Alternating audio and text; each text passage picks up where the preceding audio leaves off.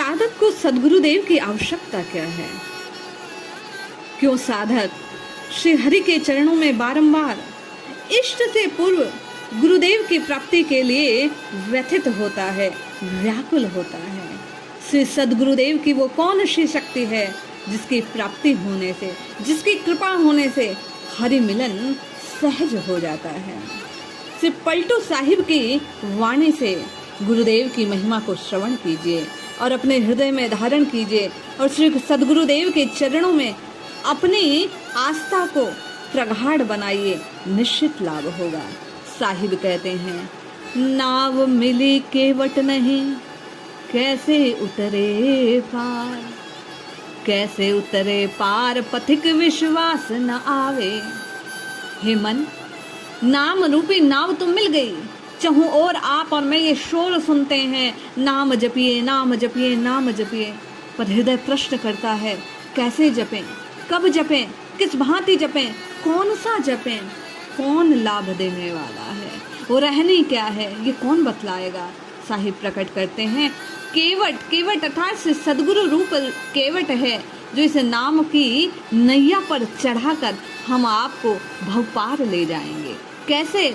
बोले, जब तक गुरुदेव की प्राप्ति नहीं होती है वे बाहर से तो थपकी देकर नाम सुनाते हैं और भीतर से अपनी कृपा रूपी सहयोग प्रदान कर विश्वास को पुष्ट करते हैं। जब तक गुरु कृपा नहीं होती, हृदय में नाम के प्रति विश्वास जागृत नहीं होता।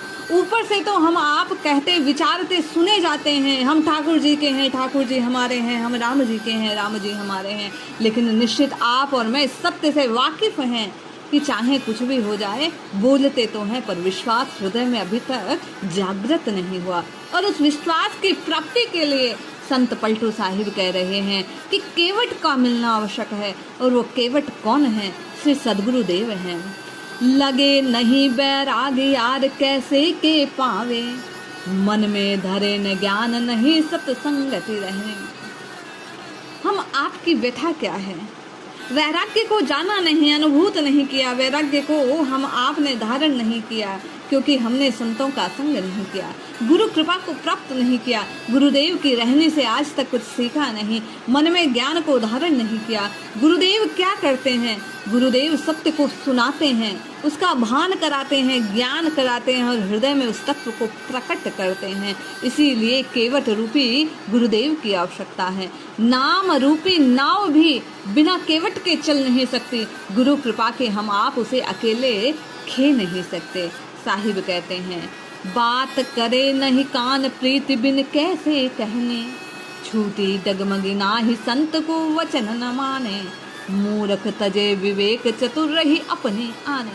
हम आज श्रवण करते हैं, गुरु की कोई आवश्यकता नहीं, नाम को सुनिए और धारण कर लीजिए, नाम जपते रहिए, एही के ही किसी भी भांति यत्र तत्र कहीं भी बैठकर बस नाम जपिए, नाम जपिए, नाम जपिए। ईश्वर सुनाई देता है। पलटू साहिब हम आपको चेताते हैं, अरे भैया, जब तक नाम गुरु मुख से नहीं श्रवण करोगे तब तक सुनकर भी प्रीति को प्राप्त नहीं करोगे। गुरु अपनी शक्ति से, गुरु अपने रहने से उस नाम की पवित्रता को हम आपके हृदय में प्रकट करते हैं और वही नाम नामी को आप तक खींच लाता है। वह नाम प्रबल सार्थक होता है जब वह गुरु मुख से सुनकर गुप्त रीति से जपा जाता है।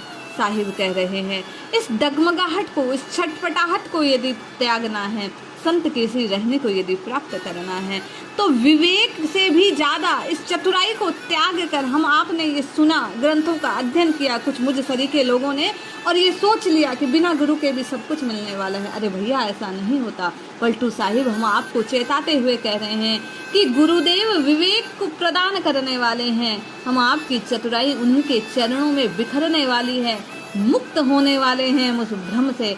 इसलिए हम आपको श्री सद्गुरुदेव के चरणों का आश्रय लेना बड़ा आवश्यक है।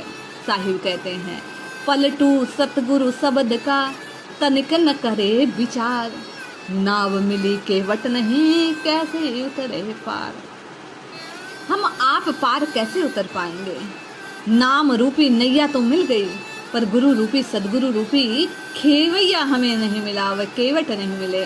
साहिब कह रहे हैं, जब तक साधक गुरु प्रदत्त नाम पर अपने विश्वास को अपने श्रद्धा को, अपने आप को समर्पित नहीं कर देता, तब तक ये नाम अपने चमत्कार को प्रकट नहीं करता है। इसलिए हम आप श्री सद्गुरुदेव के चरणों में, श्री राम जी के चरणों में, श्री हरि के चरणों में बार बार ये प्रार्थना करें कि गुरु चरणों में हमारी आस्था, हमारी श्रद्धा बलवती हो और गुरु कृपा से इस राम नाम में प्रीति जागृत हो।